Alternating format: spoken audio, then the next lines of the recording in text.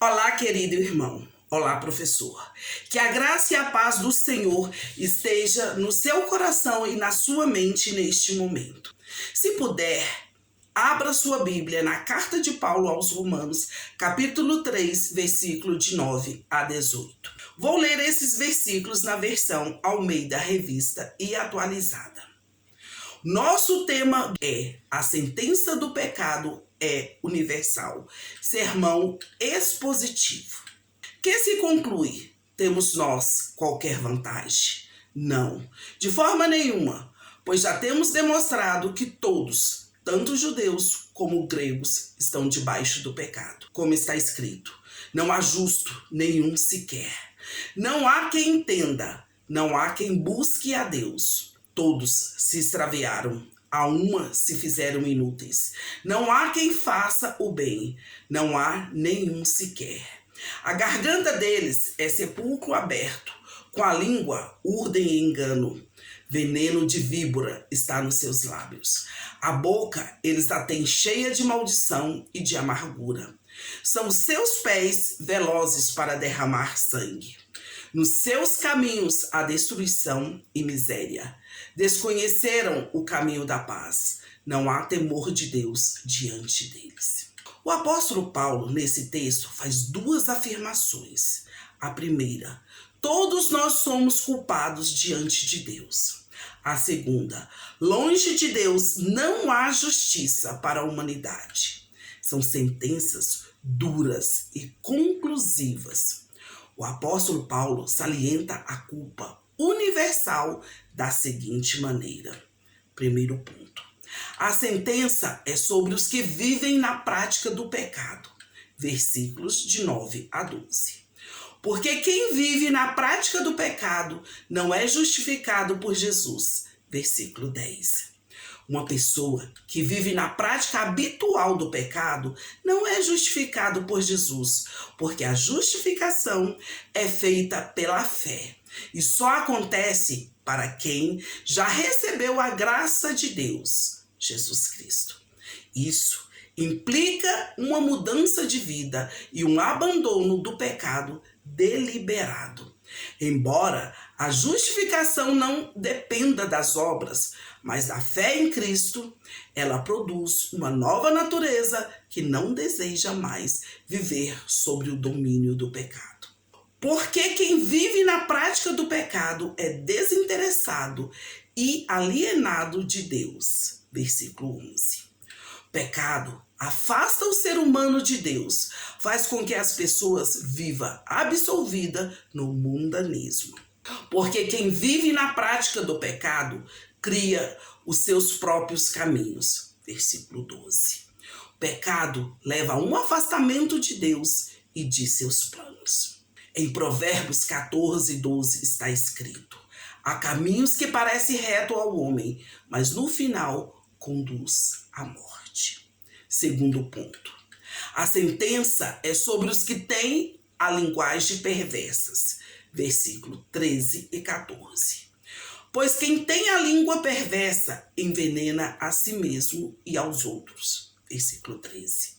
Esta frase advém da sabedoria popular que reflete ensinamentos bíblicos. Ela não é um versículo bíblico literal, mas é um provérbio que sintetiza a ideia de que palavras maldosas ou destrutivas causam prejuízo tanto a quem os profere quanto a quem as recebe. Quem tem a língua perversa profere maldições. Versículo 14. A pessoa vive se queixando de tudo e de todos. A língua perversa é o reflexo de um coração amargurado. Versículo 14. As palavras de uma pessoa são um espelho de seu estado interior e de suas emoções. Ela se conecta com a ideia de que a maldade nas palavras não nasce do nada, mas nasce de um interior ferido, ressentido e infeliz. Terceiro ponto: a sentença é sobre os que não têm o temor de Deus. Versículo de 15 a 18. Quem não tem o temor de Deus se revela com um coração desenfreado, com um coração irado. Versículo 15. Pois o temor de Deus, ele está ligado à consciência da necessidade de evitar o mal, a mentira e a arrogância. O temor de Deus não é apenas medo, mas sim um profundo respeito e reverência que levam à prática do bem e à aversão do mal. Quem não tem temor de Deus produz destruição e miséria por onde passa. Versículo 18. Sem temor a Deus, as pessoas tendem a pecar mais facilmente e a se afastar do caminho de Deus. Tendem a mergulhar no pecado e sair destruindo seus relacionamentos, seus empregos, sua saúde e tudo mais ao seu redor. Quem não tem o temor de Deus vive sem paz. Versículo 17. A pessoa sem temor de Deus se torna uma pessoa caçadora de confusão. Aplicação. Esse texto bíblico nos serve como um espelho para a nossa alma. Se você se sente atraído pelo pecado e não tem desejo de obedecer a Deus, esses versículos o confrontam com a realidade de estar debaixo do pecado. A aplicação prática é voltar-se para Deus com humildade, pedindo perdão e buscando a liberdade da escravidão. Se quisermos sair debaixo da sentença universal do pecado, devemos fugir do pecado com toda a nossa força. E quando não tivermos mais força, devemos clamar auxílio. Todos os dias o pecado vai bater em nossas portas. E nós só não pecaremos se estivermos debaixo do temor de Deus. Todos nós pecamos e merecemos ser castigados. O salário do pecado é a morte. Mas Deus nos ama e não quer nos destruir. Por isso, Ele enviou Jesus para levar o castigo em nosso lugar, na cruz. Porque o salário do pecado é a morte, mas o dom gratuito de Deus é a vida eterna em Cristo Jesus, nosso Senhor. Isso está escrito na carta de Paulo aos Romanos, capítulo 6, versículo 23. A que conclusão nós chegamos, então? É que esta é a situação daqueles que ainda não creram em Jesus, pois em Jesus encontramos a nossa verdadeira liberdade. A pessoa que vive em um estado de rebeldia contra Deus já está condenada. E só aceitando Jesus Cristo como seu único e suficiente Salvador encontrará a libertação da sentença de morte por causa do pecado. O pecado destrói as pessoas, ele humilha as pessoas, ele os faz andar em caminhos perigosos. Mas existe uma chance, mesmo que nós estivermos mergulhados no pecado, Deus nos dá outra chance. Ele nos mostra outro caminho.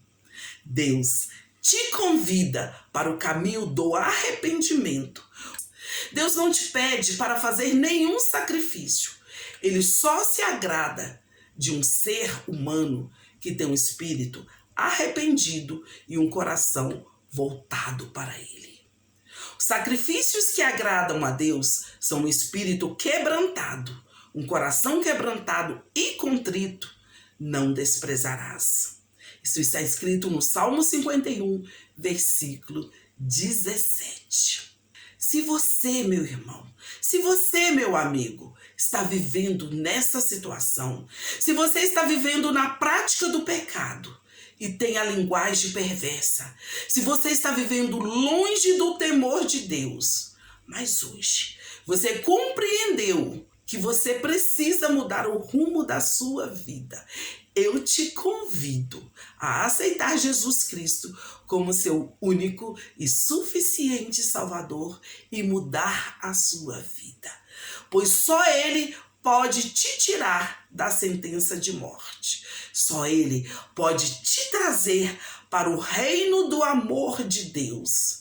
Jesus, Ele quer e Ele vai perdoar todos os seus pecados, pecados arrependidos, e Ele vai refazer todos os seus caminhos. Confie em Jesus e tudo mais Ele fará em sua vida. Amém.